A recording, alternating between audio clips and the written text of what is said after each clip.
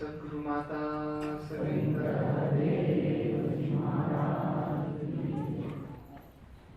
संत जनों प्रेमाने बोला सत्संग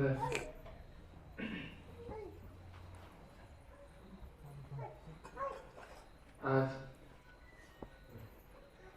1/1/17 नवीन वर्षाची सुरुवात आणि या नवीन वर्षामध्ये रामपूरची पहिली सत्संग आश्रम मिळते. सकाळी मॉर्निंग संगत मिळाली सांगलीला. स्टेज सेवा नव्हती पण सत्संग मॉर्निंग संगत असते भवनवरती दर रविवारची. दुपारी सेवा मिळाली 11 ते 1 जयसिंगपूरला. आणि पुन्हा आता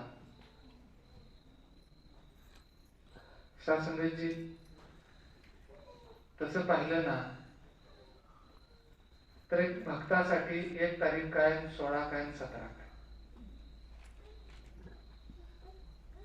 कारण ज्या सत्तेशी बाबाजीने तुमचं माझं नातं जोडलेलं आहे तो परमात्माच कालबाह्य आहे. कालबाह्य शब्दाचा अर्थ टाइमलेस म्हणतात त्याला. टाइमलेस आहे परमात्मा. टाइमात सापडणारा परमात्मा नाही. कालातीत शब्द वापरलाय शास्त्रकारांनी.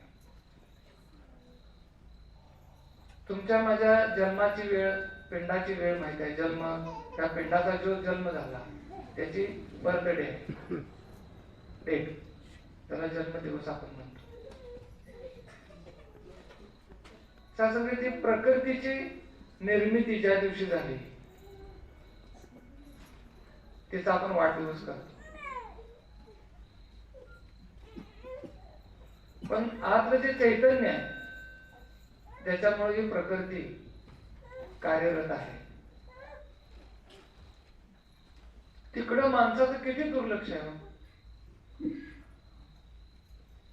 आज आपण समाजामध्ये बघतो की यांना अमुक अमक्याच्या वाढदिवसाच्या हार्दिक शुभेच्छा. केवढी मोठे होल्डिंग्स शासनाचे आपण पाहतो. काही परिवारामध्ये आपण समाजामध्ये पण पाहतो की वाढदिवस साजरे केले जातात. 61 साजरी केली जाते. मनुष्य संपूर्ण जर केंद्रित झालाय तो देहामध्ये झालेला आहे. देहाचं संगोपन करायला मनुष्य देहापुरता सीमित जीवन आहे माणसाचं.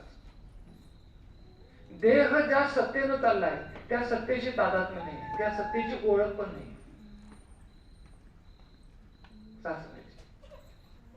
कधी माणसानं असं डोकं लावलं नाही सासरेची की जर माझी जन्मतारीख समजा 23/5/70 असेल. आता 22/5/70 ह्या पिंडाची जन्मतारीख आहे. 22/5/70 मग 21/5/70 ला मी कुठं होतो हे शोधण्यासाठी कधी डोकं लावलं नाही. डोकं गुंतवून कुठं ठेवलं 22/5/70 माझा वाढदिवस. आणि तुझा वाढ म्हणून घाल गटरीत प्रेमाने बोलला. त्या वाढदिवसाच्या अगोदर तो कुठं होतास. मी म्हणत नाही ज्ञानोबा त्यांना कदा अगा जन्मलेला दिवस हो लागे काळाचे ऐसे वाढणे ते उल्हासे उभवी ते गुडिया. अरे जन्माला आल्यापासून काळाकडे चाललाय म्हणजे फुलाचे उमलणे दयाची टीके सुकणे. फुलाचं उमलणं सुकण्याच्या प्रक्रियेकडे चाललाय म्हणजे जन्मच मृत्यूकडे चाललेला आहे. संत काय म्हणतात जन्म जर मृत्यूकडे जात असेल दरवर्षी एक क्षणानं तर त्यात वाढ काहीच होत नाही. मग आनंद कशाचा मानायचा. कशाचा आनंद आहे. केक कापून आनंद व्यक्त करतो. मनुष्य पार्टी देतो. मित्रांना जेवायला बोलवतो. पैपांना जेवायला बोलवतो. 61 साजरी करतो किंवा सासरीचं जे वाढदिवस आहे मोठ मिष्टान्न जेवायला घालतो. पण संत म्हणतात 1 वर्ष मृत्यूच्या जवळ गेलास वास्तविक दुःखाचा क्षण आहे. मनाला लागलं पाहिजे की 1 वर्ष मी काय करू शकलो नाहीये. 1 वर्ष मी माझ्या अस्तित्वाला जाणलं नाही. 1 वर्ष मी जाणलं नाही मी कोण आहे. मी कुठं आहे जाणलंच नाही आहे. एक वर्षात मी तुझ्या जवळ चाललेलो आहे. वास्तविकता खेदाची गोष्ट आहे, दुःखाची गोष्ट आहे, पण दुःखात आनंद समजून बसलेला आहे.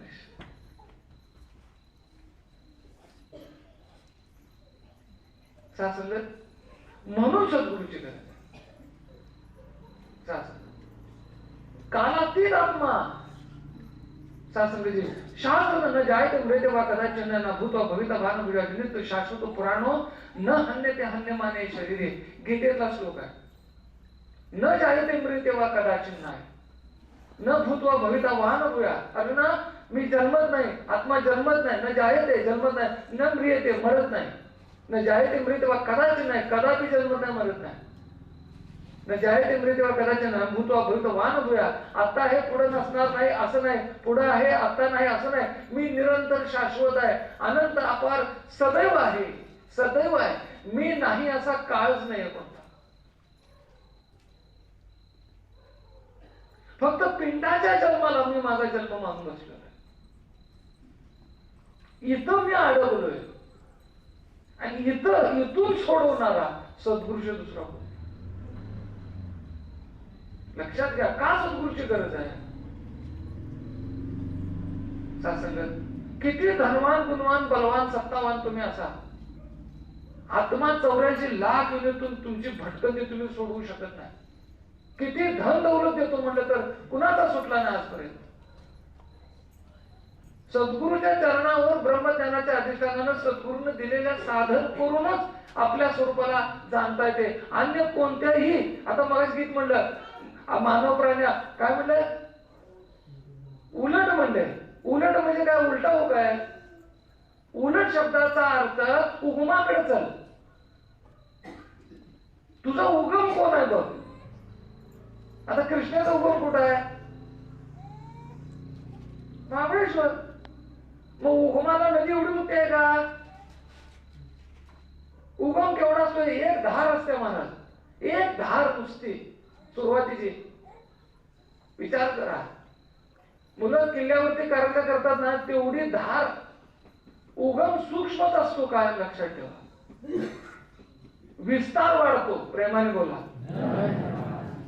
पण उगम जर बघितला तर एक धार आहे सूक्ष्म. पण जिथं आंध्र प्रदेश मध्ये जाऊन हिंदी महासागराला मिळते ना, तिथं बघा पात्र केवढं मोठं आहे. उलट शब्दाचा अर्थ उगमाकडे चल, तू कोण आहेस हे जाणून घे. कोहम किदाचा, मी कोण आहे. मी विनोदाने काय दृष्टांत सांगतो. मला फोन आला अमेरिकेतनं माझ्या मित्राचा. फोन आला, विचारलं की कहाँ हो आप कहाँ हो. मतलब मैं इंडिया में हूँ, तो मैं 2 दिन से इंडिया में आ रहा हूँ, आपको मिलना चाहता. मित्र होता, ठीक आहे म्हणले. सासू तो इंडियात दिल्लीमध्ये उतरला. तिथून फोन केला, म्हणजे आप कहाँ हो. तो मैंने मैं इंडिया में हूँ, मैं भी इंडिया में आ रहा हूँ. विचार पुन्हा बोलायचं आप कहाँ हो. मैं महाराष्ट्र में हूँ. ठीक आहे म्हणला. तेव्हा तिथनं प्लेन मुंबईमध्ये आला. 2-3 तासात मुंबईमध्ये. पुन्हा फोन केला, म्हणजे आप कहाँ हो.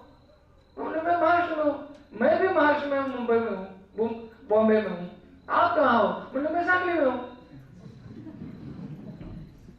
आला 8-9 तासाच्या प्रवासानं सांगली स्टँड वरती आला, उतरला. पुन्हा दुसऱ्या दिवशी सकाळी फोन. अरे म्हणजे आप कहाँ हो. मैं सांगली में हूँ. तुम्ही तर मैं भी सांगली में स्टैंड पर हूँ. आप कहाँ हो. मैं खनबाग में हूँ. वो खनबाग किधर है. आप रिक्षा वाले से पूछ दो. रिक्षा बसला, अर्ध्या तासात खनबागात आला. खनबागाला पुन्हा फोन आला, अरे आप कहाँ हो. मैं खनबाग में हूँ. अरे मैं भी इधर आया हूँ, आप कहाँ हो. मैं भांडवली गली में हूँ. आला भांडवली गली मध्ये. पुन्हा फोन करा, कहाँ है आपका घर. अरे भांडवली गली में. मैं भांडवली गली में आ रहा हूँ, आप कहाँ है. बीच में है सड़क के. आला घराच्या चौकडी करून, घर बंद होता, आत उतर, दरवाजा बंद होता. बघून कोणाला म्हणे आप कहाँ हो. मैं घर में हूँ. अरे आपके घर के बाहर ही मैं खड़ा हूँ. अच्छा, दरवाजा उघडला. आत आला मित्र. आत आल्यानंतर पुन्हा फोन लावला मला, बघा पुढे उभारलाय तो, मी पुढे दिला, पुन्हा मला फोन लावला, आप कहा हो? अरे म्हणलं मैं तेरे सामने हो. पुन्हा विचारते फोन कट करून, म्हणले ठीक है मेरे सामने है ना, इसमें तुम कहा हो? बघा जे माझ्या पुढे उभारले ना 3.5 हाताचं 5 फूट 9 इंचाचं, यात तू कुठं आहेस?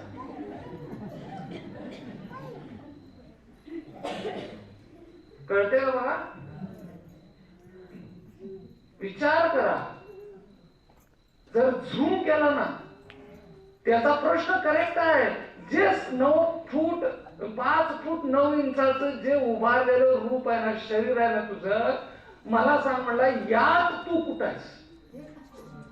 तू मला अमेरिकेतनं पत्ता तुझ्या घरापर्यंत सांगितलास, शेवटी तू देहावरती स्थिर झालास, पण मला हे नको आहे, यात तू कुठं आहेस ते सांग. याचं उत्तर किती वाढदिवस साजरे केल्यानंतर सांगू शकतो. प्रेमाने बोला.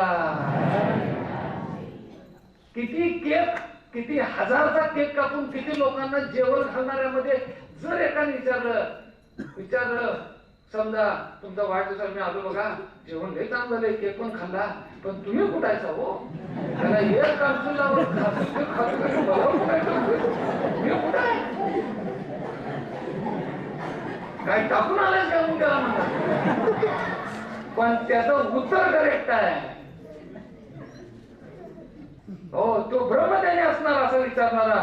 बरोबर आहे, तुमचा वाढदिवस आहे, तुम्हाला शुभेच्छा आहेत, तुम्ही खूप अन्नदान केलं, अनेक लोकांचे तुम्हाला शुभ काय तुम्हाला तुमचे शुभचिंतक पण या ठिकाणी आलेले आहेत, हार्दिक स्वागत पण तुमचं केलेलं आहे. पण मला सांगा दादा, तुम्ही तुमचा जो वाढदिवस आहे ना, तुम्ही कुठायचा? तुम्हाला तुझ्या पुढे उभारलो की कपडे घालून अत्तर मारून बाबून, अहो ते तुमचं शरीर आहे, तुम्ही कुठायचा? मग तू ज्याचा वाढदिवस तू सांगणार काय 4 मित्रांना, त्याला आज यायला रामदास, त्याला मी दाखवतो कुठं आहे. हसवायचं नाही मला, लक्षात घ्या, गांभीर्याचा विषय आहे. याचं उत्तर फक्त गुरु दरबारात मिळू शकतं.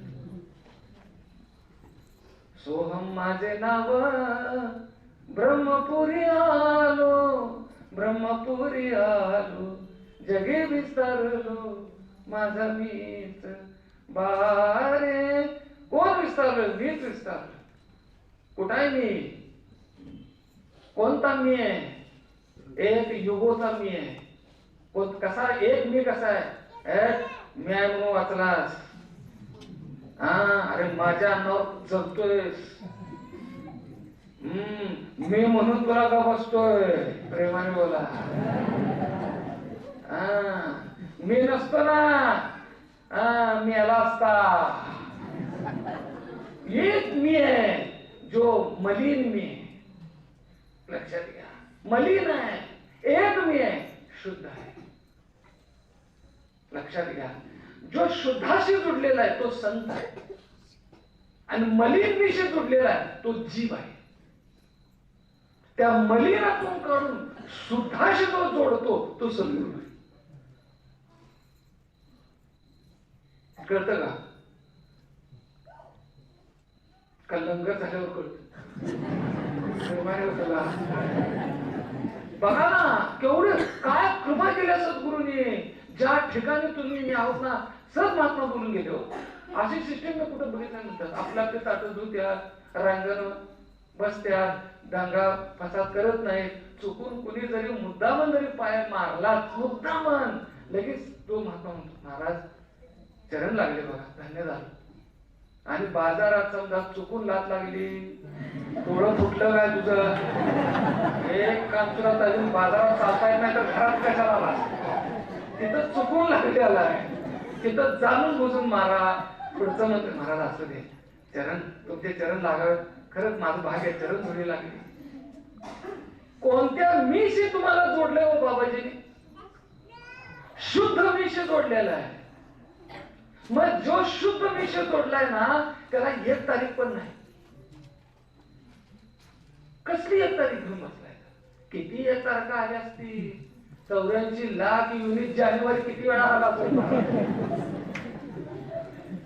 काही करत आहे गणना आहे का? 84 लक्ष युनी आत्मा फिरून आलाय. जन्म मृत्यू जन्म मृत्यू जन्म मृत्यू करत आलाय.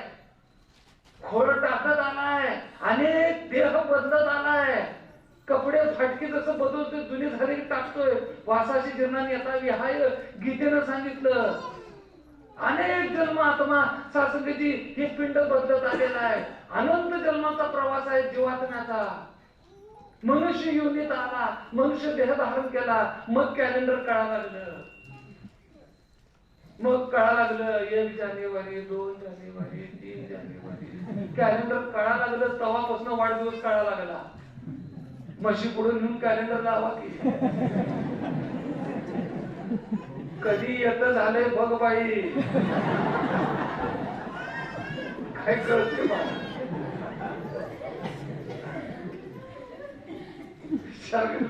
गोष्ट काय संसारात बोलत उगाच नाही म्हणलं तो गावामध्ये कैसे आंधळे. विचार करण्यासारखी गोष्ट आहे सासंगती. किती महती या दरबाराची. विचार करा, भाग्यवंताच्या वाट्याला ही दरबार येते बघा. अजून पण सांगतो, सद्गुरू मिळणं ह्या मृत्यू लोकातलं हायेस्ट भाग्य, हायेस्ट भाग्य. मग असा जीव झोपडीत राहणार असू दे, मोल मजुरी करणार असू दे. अवताराने देखील म्हणले करी कांदा भाकर खाई आणि मोल मजुरी जरी करी. अवताराने देखील म्हणलेले गवताचे घर उत्तम आहे, गुरुचा सेवक वास करी. बाबाजी देखील म्हणलेले गवताचं घर झोपडी असली तरी चालेल, त्यात जर गुरुचा सेवक वास करत असेल तर नुसती ती गवताची झोपडी धन्य नाही, ती झोपडी ज्या भूमीवर आहे ती भूमी धन्य. ती भूमी धन्य. धन्यता कुणामुळे आहे? आत राहणाऱ्या व्यक्तीमुळे आहे. त्या व्यक्तीमुळे पण नाही, त्या व्यक्ती ज्या सत्तेशी जुडलाय त्या सत्तेमुळं त्या व्यक्तीला महत्व आहे, त्या व्यक्तीमुळं त्या झोपडीला महत्व आहे, त्या झोपडीमुळं त्या गावाला महत्व आहे.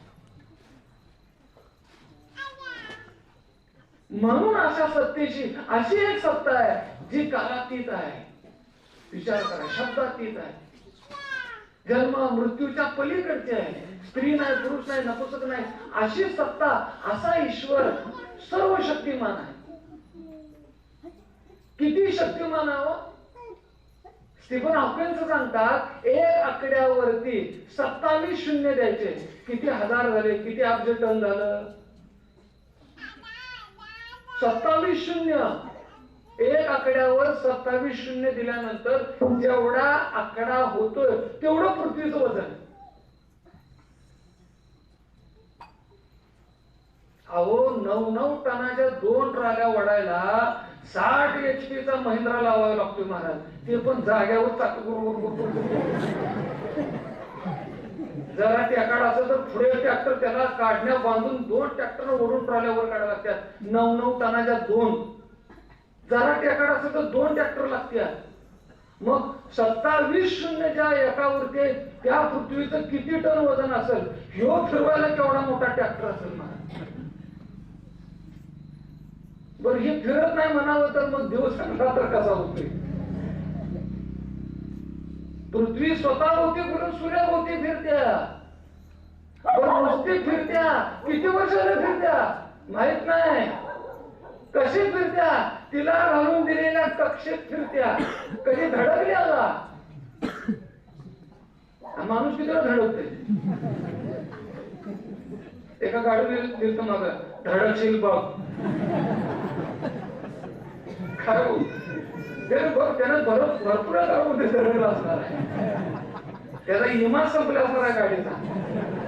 मग धडकशील बघ. मग विचार करूया, ज्या कक्षामध्ये अनंत वर्ष पृथ्वी एवढं मोठं वजन घेऊन स्वतःभोवती फिरून सूर्याभोवती फिरवत्या, त्याला किती एचपीचा ट्रॅक्टर असेल? विचार करा. अहो त्या ट्रॅक्टरचं ब्लॉक पिस्टन कामाला निघतंय महाराज. दरवर्षी ब्लॉक पिस्टन बदलायला लागतंय ओढून ओढून. कधी हिला फिरवणाऱ्या सत्तेचं ब्लॉक पिस्टन कामाला निघाले का? धूर इंजिनानं कधी मारलाय का? बरं हे पृथ्वी सोडा, विचार करा. स्टीफन हॉकिंग सांगतात एका अवकाश गंगेत अब्जावधी सूर्य असतात. शब्द काय वापरला? 1 2 नव, 1000 नव, लाख नव, कोटी नव, अब्जावधी सूर्य एक आकाश गंगेत. आणि अशा एका ब्रह्मांडात अब्जावधी आकाश गंगा असतात एका ब्रह्मांडात. आणि अशा अनंत कोटी ब्रह्मांड आहेत. काय मटका लागतो का बघा.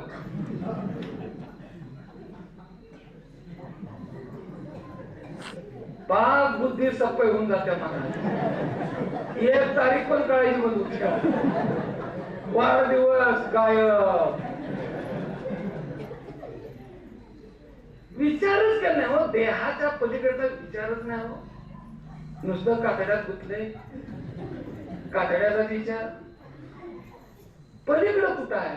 संत सद्गुरू भेटल्यावर मनुष्य आत्म्याचा विचार करतो. सासंगाची विचार करण्याची गोष्ट आहे. सासंगाची अनंत कोटी ब्रह्मांड नायक राजा श्री सद्गुरुनाथ महाराज की अनंत कोटी ब्रह्मांड नायक म्हणलेलं आहे. किती गणना विकास बाबाजीने सांगितले. है बेअंत महिमा तेरी दाता अपरम पार म्हणले बाबाजी. आणि एवढी आगाध सत्ता, एवढी आगाध शक्तिमान वस्तू, एवढा शक्तिमान परमात्मा, ज्याच्या जोडीचा दुसरा कुणी नाही, कुणीही नाही, एकटाच आहे. कर्मना म्हणून बघा. एका ते न रमते बुधा वेदानं सांगितलेले. एकटा होता कर्मना. आता कर्मना म्हणलं. आता बघा घरातील सगळी बायका पूर्व गावाला गेल्या. ह्याला सुट्टी आहे साहेबाला. मग साहेब कर्मना म्हणून काय करतोय? आता साहेब कुठल्या लाईनीतला त्याच्यावर अवलंबून आहे. काय काढला कुंभार काढला खलास म्हणजे काय करणार? म्हणजे तो कुठल्या लाईनीतला आहे विचार करा. जसं त्याला कर्मना. बायका म्हणून गावाला गेली. एकटा होता, हॉलिडे होता, सुट्टी होती. कर्मना म्हणून टीव्ही लावली. टीव्ही बघत बसला. तसं टीव्ही बघत बसला कर्मना म्हणून. विनोद कशासाठी लावलं? मनोरंजनासाठी. कर्मना म्हणून लावलं. तसं एकटा परमात्मा होता कर्मना. कर्मना म्हणून काय केलं? प्रकृतीचा विस्तार केला. अनंत कोटी ब्रह्मांड तयार केली. सूर्य केले, चंद्र केले, तारे केले, जीव केले. विचार करा. वनस्पती केल्या. शास्त्रविधी जीव जन्माला घातले. सगळं काय केलं? कर्मना. मग लक्षात आलं एवढा पसारा मी निर्माण केला कर्मना म्हणून. पुन्हा प्रश्न केला स्वतःला. एवढा पसारा केलाय, या पसाऱ्यात मी केलाय, मला कर्मना म्हणून केलाय. पण ज्याला कर्मना, त्याला जो पसारा केलाय त्यातलं कोण जाणतंय?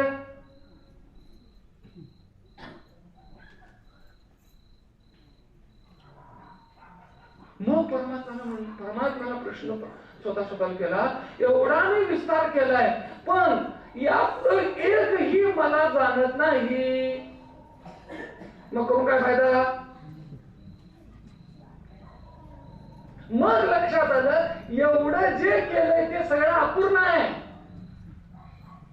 आपण म्हणतोय नाही एवढं करून काय फायदा? मलाच उपयोग नाही, त्याचा काय फायदा आहे? तसं परमात्मा म्हणून एवढं निर्माण केलं, पण त्यातलं एक पण मला जाणू शकत नाही. मग जे केले ना ते अपूर्ण आहे म्हणलं. मग ते पूर्ण व्हायला कुणाला जन्माला घातलं? माणसाला. बघा, माणसाला जन्माला घातलं आणि अशी सिस्टीम त्याला दिली की त्यानं मला जाणावं. असा माणूस तयार केला की जो मला जाणू शकतोय. त्या माणसाला जे बाकीचा पसारा केला त्यात सोडलं. त्यात सोडल्यावर जे अपूर्ण होतं ते पूर्ण झालं. कशामुळे पूर्ण झालं? मनुष्यामुळं पूर्ण झालं. बघा, सगळी पृथ्वीची माणसं मारून टाकायची. बैल, म्हशी, घोडं, मेंढर, शेळ्या हाय तशी ठेवायची. सगळी माणसं खलास करून टाकायची. गाड्या बिड्या, पेट्रोल पंप, कारखाना बिरखाना, शेती बिती सगळं ठेवायचं, माणसं मारून टाकायची. काय उपयोग आहे हो? सगळं ठेवायचं, पूर्ण सुई पण हलवायची नाही. सुई, मुसळ, फ्रीज ब्रीज सगळं हाय तसं, फक्त माणसं जेवढे तेवढी फटाफट मारून टाकायची. मग मला सांगा, सगळं असून पण काय कामात आहे का? का नाही? माणूस नाही आहे म्हणजे सगळ्या कुणासाठी आहे? बोला की. सगळं माणसासाठी आहे, बरोबर आहे? मग माणूस कुणासाठी आहे? बायकोसाठी.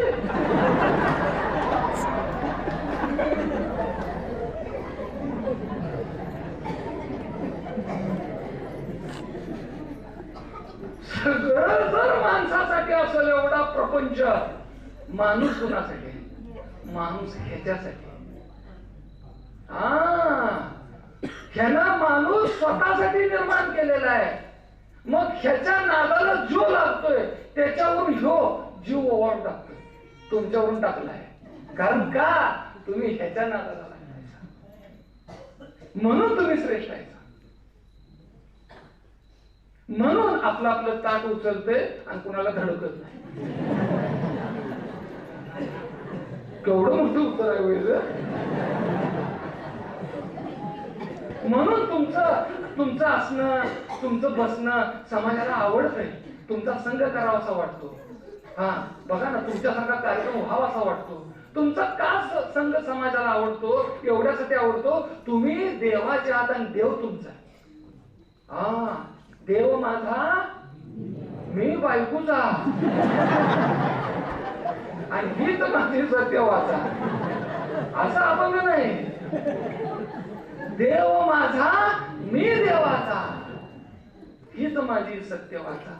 संगत तुम्ही देवाचा झालायचा आणि देव तुमचा झाल्यामुळं हा गोडवा आहे सासंगीची. आणि असं जसं ही जिथं देवान आणि घेवाण झाल्या ना, तिथं अवतारवाणी म्हणत्या, गुरु शिष्याच्या दृष्टी माझी सोने माती समान.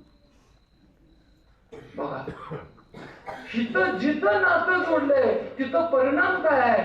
तर तिथं प्रपंचाचा परिणामच नाही. सोना माती एक समान म्हणले. किती शुद्धता आहे. कोणत्या निशी जोडले? शुद्ध निशी जोडलं. 2 वर्षापूर्वी गोष्ट सांगतो. समागम मध्ये माझ्या पुढे एक महात्मा 1 नंबर सासंगीची ग्राउंडला आम्हाला वाढायची सेवा होती. आमच्या युनिटला अजून पण ती सेवा आहे. दास माहित आहे, सेवा झाला आणि आम्हाला वाढायची सेवा होती. सेवा संपली ना, आंघोळीला गेलो. 3ची सेवा संपली, 3:30-4ला दुपारी आंघोळ करायचं म्हटलं का पहाटे खूप थंडी असायची. आंघोळ गेल्यानंतर माझ्या अगोदर ज्या नळाखाली एक महात्मा, युपीचा महात्मा आंघोळ करतो. एकदम सिंपल महात्मा, अतिशय गरीब, कपडे बिपडे अंडरवेअर त्याची साधी होती, रुमाल सासंगीचे जे कापड होतं अगदी साधं, एकदम शेतकरी वर्गाचा महात्मा. आणि ते काय झालं, आंघोळ करून त्याच्या अगोदर एक महात्मा सासंगीची कर्नाल क्षेत्रातला म्हणजे पंजाब मधला चांगला गडगंज महात्मा आंघोळ करून उठला आणि ह्यो युकेचा महात्मा त्याच नळाखाली आंघोळीला बसला. वरण पाणी करून बसल्या सासंगीची अंगात साबण घेऊन लावला, पुन्हा धुतला. पुन्हा धुवायला गेल्यानंतर एक 3-4 मिनिटं झाले असते, 3-3.5 मिनिटं साबण धुवायला गेलं. खाली बघायला गेलो, सोन्याची अंगठी दिसली. अंगठी दिसलं त्यानं सासंगीची तसंच साबण लावलं, जरा दुसऱ्या केलं, अंगठी उचलली तर तिची मागं बघली. मागच आला, अंगात निम्मा साबण तसाच आहे, हुडकू लागला, शोधू लागला. माझ्या अगोदर कुठल्या महात्म्यानं आंघोळ केली त्या महात्म्याचं शोधू लागला. त्याच्या लक्षात आलं कपडे तिथं त्यानं ठेवले. तर जर त्या कपड्यावर पडलं, कपडे नाहीत म्हणजे तो महात्मा आताच बाहेर गेलाय. तसं अंडरवेअरवरती साबण लावलेला आहे. पटक्यात ते बाहेर आलं. महात्मा चालले होते सासंगीची, नुकतंच का अजून कपडे घातले होते, ज्यांची अंगठी पडली होती ते केस पुसत चालले होते. ओरडत अंडरवेअरवरती साबण निम्म लागलेला आहे, पळत पळत गेले. ते युपीचा महात्मा मैंने महात्मा जी आपकी अंगूठी गिरी गई है, क्या ये आपके है? हाँ मैंने महात्मा जी दास की है, गलती से गिर गई, साबन लगा हुआ, तो ये लीजिए महात्मा जी. त्यांना अंगठी दिली, चरण स्पर्श केला दोघांनी एकमेकांना. पुन्हा तो आला महात्मा, आंघोळ करू लागला. गुरु शिष्याच्या दृष्टी माझी सोने माती. ज्याची परिस्थिती अतिशय गरीब होती त्याला अंगठी चालली नसती का त्याच्या प्रपंचाला? चालली असती महाराज, पण कुठल्या मीशी जोडलंय त्याला बाबाजी? शुद्ध मीशी जोडलेला आहे. ज्याची वस्तू काम नसे म्हणे अवतार, प्रण हा पहिला, तन मन धन देवाचं ना अंगठी माझी.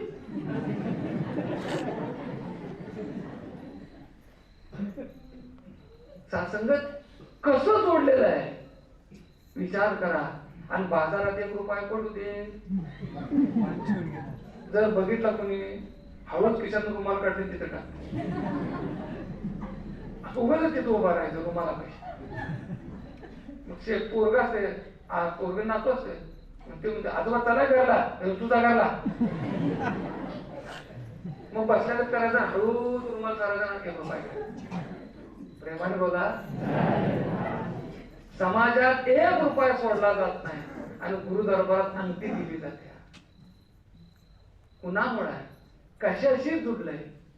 सासंगत जीवन ज्ञानाशी जोडलेलं आहे, शुद्ध ईश्वराशी जोडलेलं आहे. त्यामुळं जे शुद्ध असल्यामुळं आचरण शुद्ध आहे.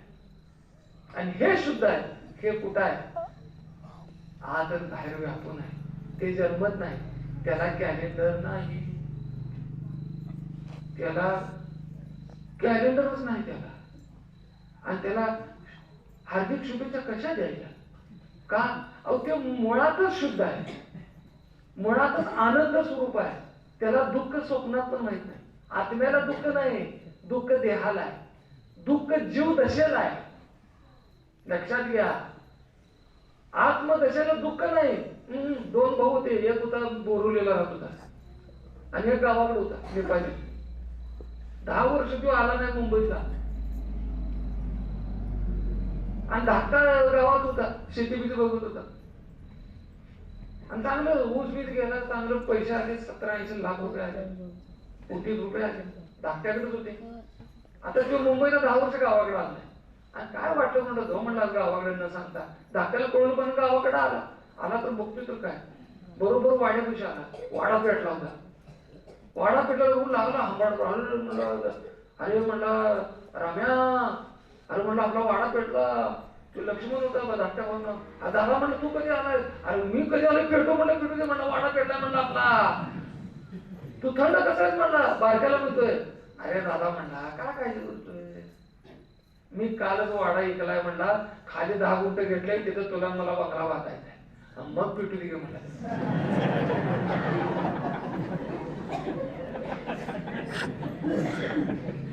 माझं आहे हे भूमिका जोपर्यंत होती तोपर्यंत ते पेटल्याचं दुःख आहे. माझं नाही, पेटणार म्हणलं तिकडे काय. मग शांत झाला. पुन्हा धाकट काय म्हणतंय, दादा इकलाय पण म्हणला अजून एक 50 लाख यायचे आहेत म्हणलं. पुन्हा 50 लाखांना अडकलो. म्हणजे देहाशी मी माझ्याशी अटॅचमेंट जे आहे ना, ती दुःखाचं मूळ आहे. म्हणजे की तेरा तुझको सोप्या तो क्या लागे मेरा. तुझं तुला अर्पण केलेलं आहे. पहिला प्रण सोडवलेला आहे. हो, पहिला प्रण म्हणजे सोडवलेला आहे. लक्षात घ्या, सगळ्या दुःखाची निवृत्ती केलेली आहे. लक्षात घ्या, पिंडाच्या सर्व वासनेतून मुक्त केलंय पहिल्या प्रणामध्ये. पहिल्या प्रणातच मुक्त केलेलं आहे. फक्त तो जगता आला पाहिजे. जगता आला पाहिजे. कसा जगायचा याची कला पण ज्ञानोबरांनी सांगितली. आता जायांचे जैसे लेणे अंगावर हाचवाने, तैसे देह धरणे प्रकृतीचे. कसं जगायचंय, ब्रह्मज्ञानानंतर उदास कसं राहायचंय. भक्त ऐसे जाना जगी जे देही उदास गेले आशा पास निवारुनी. उदास वृत्ती राहायचंय. उदास म्हणजे नाराज नव्हे. आपण एखादा काय असा चेहरा टाकला, काय उदास आहे वाटतं, आपण म्हणतो की नाही, हो काय 1500 गेले सगळं. बोला, एक पिंडा ठेवला होता, पाक गेला. बघा 1500 बंद झाल्यापासून तोंडावर कळा नाही मला, कुठं जाईल तिकडं, कुठं पण जावा. त्याचं तोंड लय बारीक झाले, पक्क ओळखायचं, लय 1500 गेले.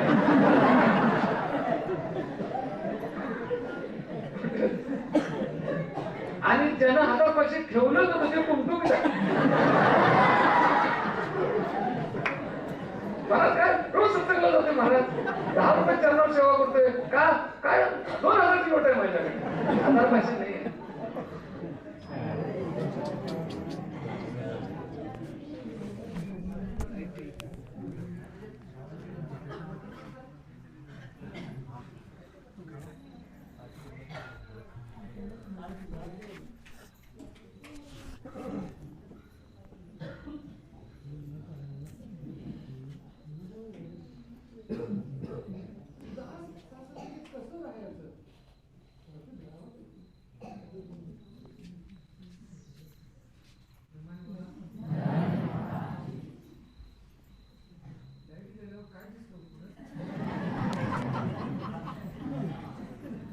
अंधार दिसला की.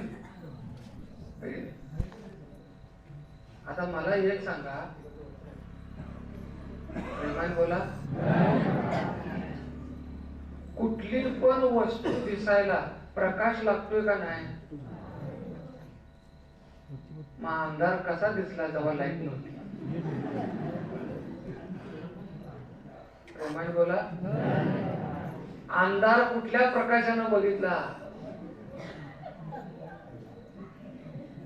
चांगलं सांगली तुम्ही, चांगलं म्हणावं. साधी गोष्ट, कुठलीही वस्तू दिसायला प्रकाश लागतोय. दिवसा सूर्य असतोय, रात्री लाईट असतोय, म्हणून दिसतोय. धडतील की एकमेकांना. म्हणजे कुठल्याही वस्तू दिसायला प्रकाश लागतोय. मग अंधारात अंधार, काय शब्द काय वापरला, अंधारामध्ये अंधार कुणी बघितला, कसा बघितला आणि कुठल्या प्रकाशानं दिसला?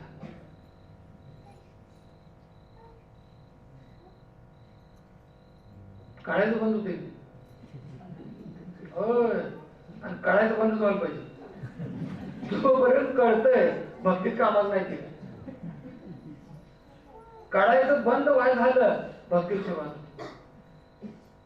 कळतंय म्हणले की त्याला बाजूला काढायचं. संत म्हणतात कळायचं बंद व्हायला पाहिजे. विचार करायची गोष्ट आहे, अंधार कुणी बघितला? साधी गोष्ट आहे. प्रकाश, लाईट नव्हतीच, पण अंधाराचं ज्ञान झालं की नाही, हा अंधार आहे बघा. मग प्रकाशाशिवाय दिसतच नाही. आत्मा पण, अंधार पण वस्तूच आहे. मग अंधाराला कुठल्या प्रकाशानं दाखवलं? पण समजा एक 50 मडी ठेवायची तर सगळी लाईट घालवायची आणि पुन्हा अंधारात यायचं, त्या मड्याजवळ धाडस करून यायचं आणि पुन्हा विचारायचं त्या मड्याला, अण्णा काय बघितलं?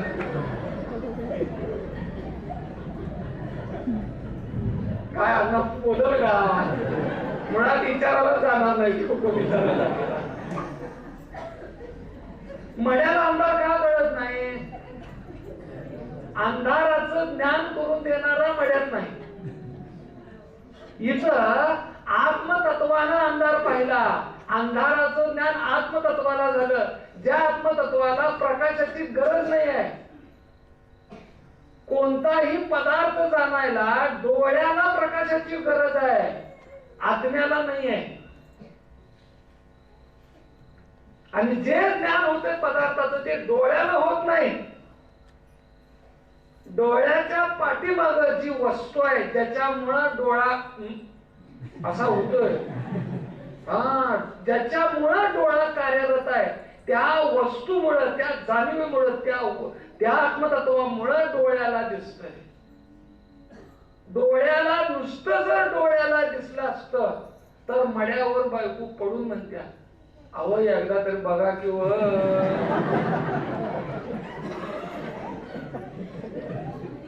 आणि ज्यावेळी बघत होता त्यावेळी म्हणत्या काय मार्का व्हायला बघता असला ते सांगू का प्रपंच ऐकायचं नाही. प्रपंच सगळा प्रपंच काय सगळा इस्कुटच आहे. उगाच बाबाची भेटले ज्ञान झालं म्हणून मजा नाही. प्रपंचात काय मजा काय मजा आहे विचार करा. अहो 1 तारीख जवळ आली की बायको कोण बोलत्या वय वा त्या करून देऊ का जेवणा नाही बघा खराब त्यानं पक्क ओळखायचं 1 तारीख जवळ आली. पगार हातात घेऊन दिला हाताने करून खायला काय होतंय.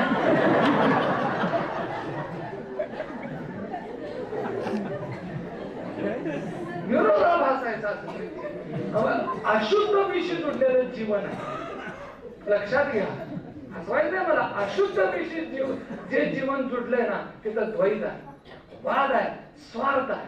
म्हणून तर म्हणजे तुका म्हणे तुला सोडवे ना कोणी एका चक्रपाणी वाचूया.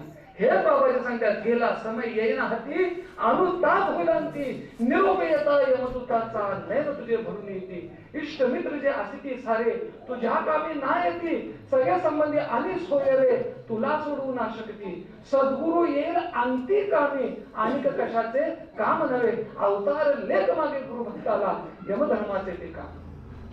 सासंगत घ्या दया करा कृपा करा. सासंगत अशी वस्तू जाता जाता शेवटची सासंगत विषय राहिला की ब्रह्मज्ञानानंतर ही जी कला अवगत कशी करायची आहे सासंगतची कसा प्रपंच करायचा. ब्रह्मज्ञानानंतर पण सासंगत प्रपंच करायला सांगितलं आम्हाला. 4था प्रण ठेवला आहे म्हणून बरं आहे. नाही तर ज्ञान घ्यायला जे गेलं असतं ना ते घरला गेलं नसतं मला पण. कशात जाते इस्तू इस्तूच नाही. हा ती घरात म्हणले अहो ते संगत कुठे गेलाय बघा ज्ञान देतो म्हणून ते गेलाय पुन्हा आला नाही तो कुठं खपलाय पुन्हा शोध. 4था प्रण बाबाजीने गाठलाय म्हणून पुन्हा म्हणतंय घरला जायला पाहिजे. कसं का असं ना घरला सासंगत सांगितलं बाबाने एवढाच आहे सासंगत. म्हणून सासंगती हे ज्ञान प्रपंचामध्ये कसं जगायचं आहे याची सुंदर कला सासंगत तुमच्या चरणावरती ठेवतो. वाणीला विराम देतो. ज्ञानोबरांनी फार सुंदर सांगितलं. बाबाजी तर शॉर्टकट म्हणले साधू रहकर दुनिया अंधर कमल की भ्रांती न्यारा आहे. बाबाजीने 2 ओळीमध्ये अवतारावलीमध्ये सांगितले की साधू कसा असतो गुरुभक्त कसा असतो. तर जसं कमळ पाण्यात राहतं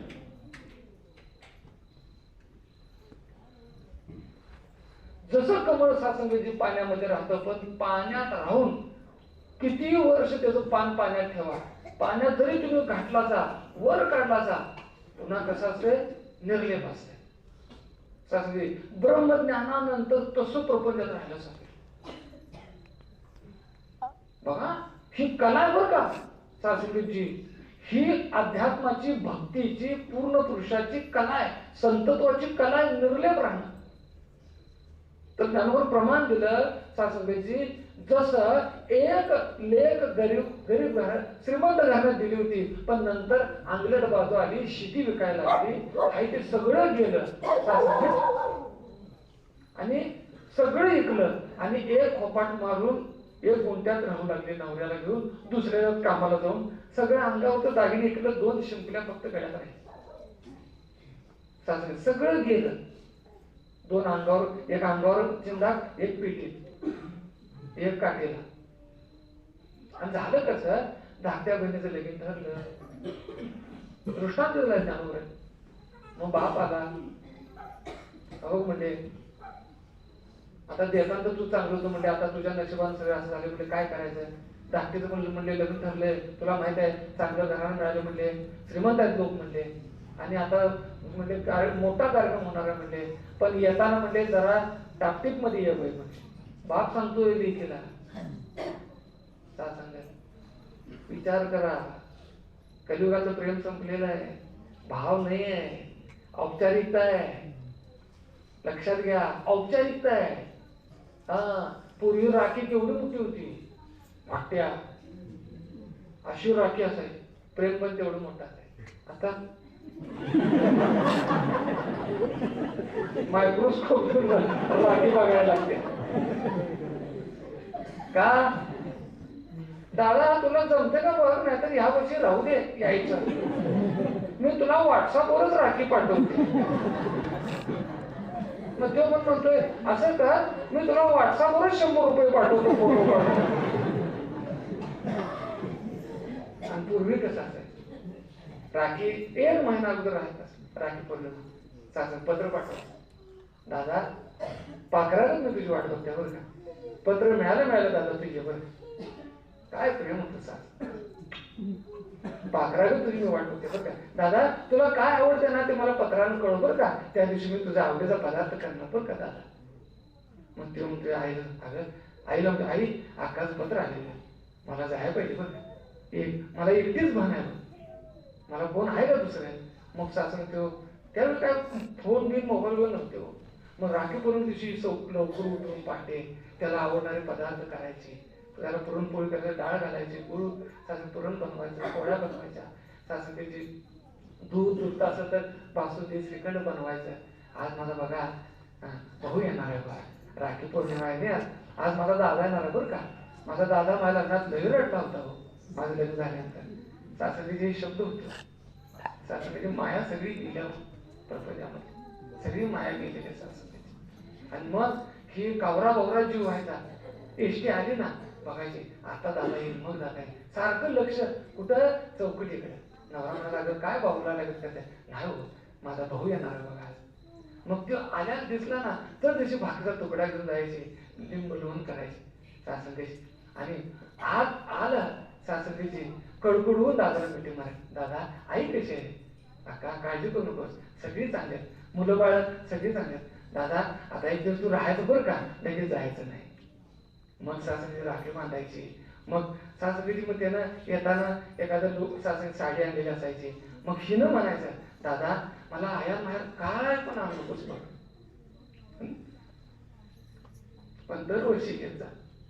सासंदेची हे प्रेम कुठं आहे आता, सासंदेची समाजातील प्रेम नाही आहे, सासंदेची नाही आहे सासंदेची. म्हणून बाबाजीने हे प्रेम दिलेलं आहे सासंदेची, प्रेमाच्या धाग्यात बांधलंय म्हणून तर ओढ वाटते सासंदेची. का सासंद किरणजी म्हणजे सकाळपासून ओढ लागल्या इकडे यायची, प्रेम दिलं बा सासंदेची बाबाजीने, आमच्या जीवनामध्ये प्रेम भरलं सासंदेची. आणि मग तो भाऊ राहायचा, एक दिवस राहायचा, खायचा, मग निघताना त्याची पावलं जड व्हायची, पुन्हा डसा भरून रडायची, दादा आता याच्यावर तुला कुठले यायचं होतं रे, आता पुढल्या वर्षीच बघ तुझं दर्शन. सासंगत सगळी माया संपल्या, प्रपंचातली प्रेम संपलेलं आहे. अशा संसारामध्ये बाबाजीने ईश्वराचं ज्ञान घेऊन प्रेमाशी जोडलेले सासंगची. म्हणून या माताच्या नावावर अरदास करूया, माते दयाकर कृपा कर, या प्रेमाची भागीदारी आम्ही जसं झालो संपूर्ण मानव मात्र होते, सगळ्यांच्या जीवनामध्ये ईश्वराचं ज्ञान येऊ दे, सगळ्यांच्या जीवनामध्ये सत्संग सेवा स्मरण येऊ दे, हे प्रेम येऊ दे, शुद्धता येऊ दे, सर्वांचा अंकार करून पडू दे, सर्वांच्या जीवनामध्ये ही सेवाभाव भक्तिभाव येऊ दे, आणि सर्वांना देव करून सर्वांचा विलोप लक्ष्मीला होते. तर दासला पण आशीर्वाद प्रदान करा, सदैव तुमच्या चरणावरती सासंगीची लोण्याचं सौभाग्य मिळू दे. कधी कोणत्या सेवेचा अहंकार यायला नको. तुमचा जसा भाव आहे तसाच दासच्या परिवाराचा भाव, दासचा भाव मातेच्या चरणावरती समर्पित राहू दे. आणि सदैव मुखात नाम, हृदयात सत्कार भाव राहून सासंगीची हे लोकांवर लक्ष राहू दे. सासंगी प्रेमाने बोला.